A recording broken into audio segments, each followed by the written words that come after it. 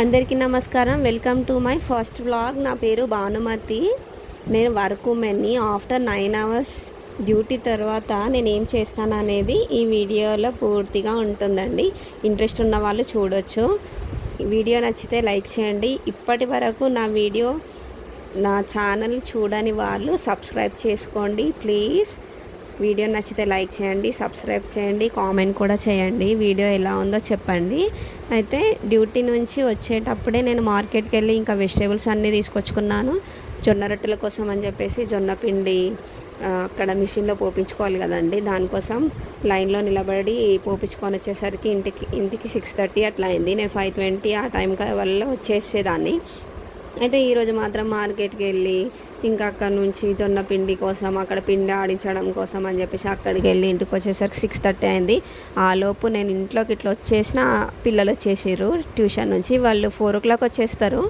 అయితే ట్యూషన్కి 4 నుంచి 6:30 వరకు ట్యూషన్లో ఉంటారు. 6:30కి ఇంటికి వచ్చేసారు. సేమ్ వాళ్ళ టైంకి నేను ఇంటికి వచ్చేసిన. ఇంకా మా పిల్లలు అయితే ఫుల్ హ్యాపీగా ఫీల్ అయ్యారు, ఎందుకంటే మామిడి పళ్ళు తెచ్చిందని చెప్పేసి. సేమ్ మా పిల్లల్లాగే మీ పిల్లలు కూడా ఇట్లనే హ్యాపీగా ఫీల్ అవుతారు కదా మనం బయట నుంచి ఏమన్నా తీసుకొస్తే. కామెంట్ చేయండి.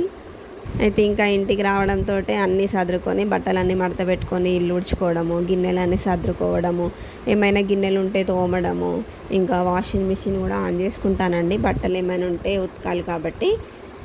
ఇంకా నేను ఫ్రెష్ అయిపోయి బయటకు వచ్చేసరికి దగ్గర 8 అవుతుంది టైము. ఇంకా వంట స్టార్ట్ చేయాలి కాబట్టి చపాతీ ఆలుగడ్డ కర్రీ చేశానండి. మీరు కూడా ఇంట్లో ఉన్న వాళ్ళకి ఏమనిపిస్తుందంటే అరే బయటికి వెళ్ళి జాబ్ చేస్తే బాగుంటుంది అనిపిస్తుంది. బయటికి వెళ్ళే వాళ్ళకి ఏమనిపిస్తుందంటే అబ్బా ఇంట్లో చేయాలి, ఇంకా బయట చేయాలి, ఇంత పని చేయాలి, యాస్ట్ వస్తుంది అనిపిస్తుంది. నేనైతే అట్లనే ఫీల్ అవుతా. కానీ మళ్ళీ ఏమనిపిస్తుంది అంటే అరే మనం పని చేయకపోతే మనకి ఎవరు పైసలు ఇస్తారు, ప్రతిదానికి హస్బెండ్ మీదనే ఆధారపడాల్సి వస్తుంది కదా. అందుకని మనం ఒక 10,000 పని చేసినా సరే మనం పని చేసుకోవాలి. మన దగ్గర కొన్ని డబ్బులు ఉంటాయి, ఇంకా వాళ్ళకి కూడా ఏమైనా హెల్ప్ చేస్తాం కదా మన దగ్గర డబ్బులు ఉన్నప్పుడు. అమ్మ వాళ్ళకి కానీ ఏమైనా కొనాలనుకుంటే అమ్మ వాళ్ళకి, అత్తయ్య వాళ్ళకి ఏదన్నా తీసుకోవచ్చు. మన దగ్గర డబ్బులు ఉంటాయి. మన దగ్గర డబ్బులు లేకపోతే మనమే హస్బెండ్ మీద ఆధారపడతాం. ఇంకా వాళ్ళకి ఏం కొంటాం చెప్పండి. అందుకే కొంచెం కష్టమైన ఇంట్లో పని చేసుకోవాలి, బయట కూడా చేసుకోవాలండి. మా ఇంట్లో కనుక ఒక పని మనిషి ఉంటే మాత్రం వద్దమ్మా నీ పైసలు వద్దు, నువ్వు వద్దని చెప్పేసి వెళ్ళిపోతుండే.